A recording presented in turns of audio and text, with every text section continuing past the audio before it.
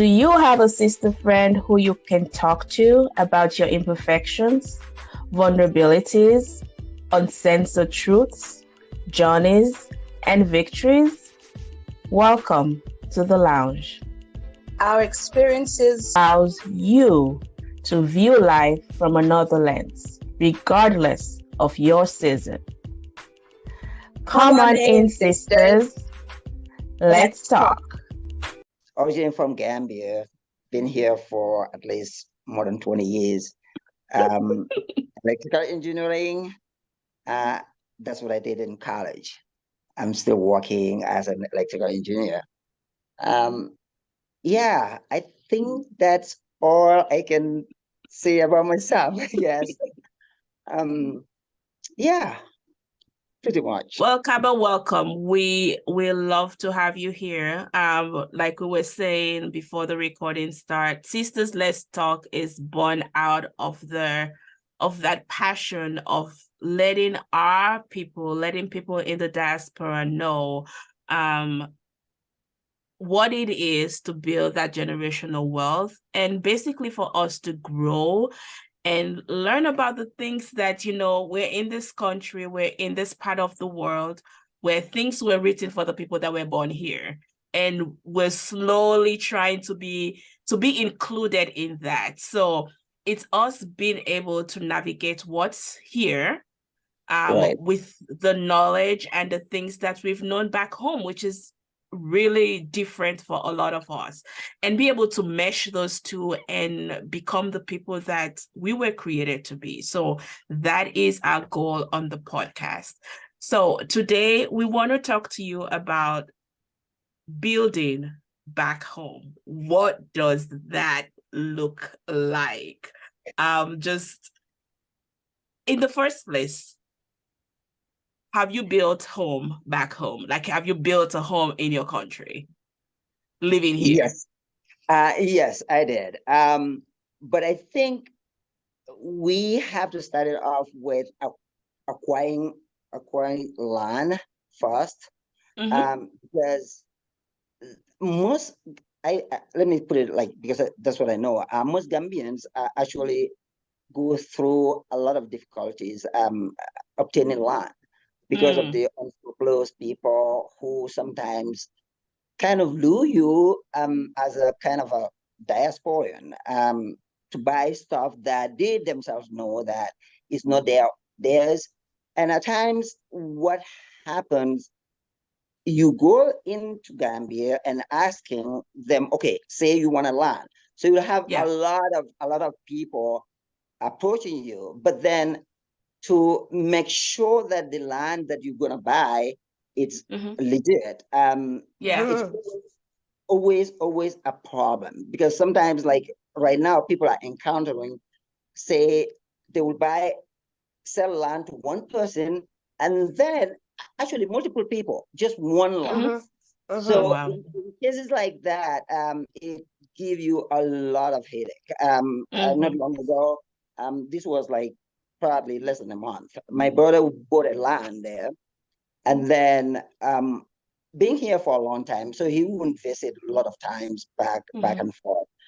So what he realized for his last visit was that they kind of demarcate his land and sell them in portion wise. So he didn't do that up until right before he came back. A week before he came back, he went there, and that's when he noticed. But it's not only the face of people that would be identified as the sellers of the land, but they collaborated. They always collaborate with the police, because you can't just, so there is a collaboration. It's all about like getting money. So they will have kind of connive with the police, and then that's how they obtain a title of the land. So it's not really easy. Starting from there, building a land in Gambia is really difficult, especially nowadays. When I started building, probably was like 5-6 years ago. building materials. The building materials are not that expensive. But right now, to build a house, I'm still building a house there still, but I had to stop because of the building materials. They are very, very expensive. And I don't know where it came from. Maybe that's the norm or the trend now, that everything is expensive. So maybe it's that, but to build a house in Gambia is very, very expensive nowadays. It's not So how will only you compare it to if you want to think about in dollars? Like how will you? in dollars, you are looking at, like, say you're for like four-bedroom house, like a story building. Yeah. You're probably gonna spend like nothing south of, like, say, 45,000 to Okay. $50,000. $45,000. $45,000 to 50,000. And that depends too on the contractor you have, because you're not there. All Yeah. what you rely on is the maybe calls from them or sending pictures, videos that. But sometimes what actually happens, sometimes you can send your money to, say, somebody that you know, like a family member or a friend, and they even wouldn't start the buildings for you, because one of my friends here in Minnesota ran into kind of a problem like that. So he has a friend there that he trusted very much. Yeah. So he sent him money, and this guy, instead of building him a house in his on his land, he instead they built it for himself. And Oh on my his own land. gosh. sending these guys pictures of his, his house, thinking that it was his house. Oh But it my wasn't. So gosh. he didn't even know that, because he said himself that he wouldn't involve family members, because family members usually, even me, it happened to me. Like, say that I send money to my family member, oh, you're gonna do this for me, but they wouldn't even do it, and they will just, Oh their wow. money is gone. And so that is the reason why he didn't want to involve his family members there. So taking the friend as a kind of, trusted friend, Yeah. yeah, he didn't even know nothing until everything was done. He built the house and everything, and then now he called his sister to go to the house, and he couldn't find any house there. Oh So my gosh. even though there's a paper trail of money being sent there, but his money back. So it's really, really, really sometimes risky to start building a house while you are away in Gambia. Trust Oh my. I'm speechless right now. No, So Kabba, this happened to a lot of people. yeah, so I have a question for you, Kabba, Yeah. because it does really happen so often. Like for us, it happened to my family, it's happening to other people where we're from, Sierra Leone. It's happened to, I've known other people, Nigerians, I know Cameroonian, where the land, they pretty much, you have to really research and make sure that land is authentic, the title is authentic, Which is almost and impossible which to is do. almost impossible to do, because as Kabba said, sometimes the authorities are involved in it. Yeah. So my question to you, Kabba, is, I mean, everyone starts to build a home or wants to build a home, whether it's for family, whether when they go back, they have somewhere to stay. I mean, they build a home for different reasons. Right. So, I mean, this thing that has been happening is not new, but it's getting worse. Why, if we may ask, did you want to build a home back home when you are more settled here now? You said 20 years. I mean, all of us, but I'm just wondering, what's the reason?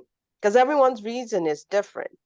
Right. So for me, though, personally, even before I go there, for me personally, when I started building my house, it took me like over 5 years to build just a 4-bedroom house. And the reason was the fact that, okay, I still have family back home. Okay. So I send money, they will tell me, oh, okay, we're gonna fence. Now we're gonna start it off with fencing the house. Sorry, the compound itself. So after that fence was completed, now the even the fence, these are my own family members. I'm telling you, they're not like or other people or a friend of mine. No, they're my family members. And we started off with putting water, yeah, so they can start the construction and all that. So it's like a family land that you were like developing, or no, this one is my own. Okay. It's my own, and even buying that land, it was through my brother that I had about the land, you know. So my brother told me, well, it's a good location and everything is good. You want, and the size of the land, he told me, well, I rely on him. So then he asked me the money, so I sent the money in kind of an installation, like, so I sent half, then a month later, then I sent the other half to complete it. But when I went there and I saw the land itself, I nearly gave up on it because it was so small, and I got really, really mad. I just was nearly gave up and the whole thing, because the location they told me and the size of the house were not true. So I stepped there, I was so disappointed. So like I talked to my mom, because my mom by then, you know, was sick. So my plan was to just build a house, like regular, you know, standard house, so my mom could stay there. Okay. So the whole point of going even into this project was for your mom. For my was mom. To get your mom somewhere that she could call home. Exactly. That's all what it was in the beginning. Yeah. So, but then after sending money goes there and there, I was like, you know what, I can't do this. Then I stopped for like a year. So, and I'm like, when my mom called me, I was like, okay, let me just do this. So I tried the first contractor that I had. This guy, well, the contract entails like building from the scratch to finish. Okay, that was the agreement. So I sent the whole money to him, and then you know what he did? He just complete the first floor, like the main floor, and then now he told me I should pay him even more than what I paid him already. I'm like, where do you think I get money from? You know, oh my God. I was like, no, I can't continue with it. So I fired the contractor, and I got another contractor. So that contractor actually did a pretty good job.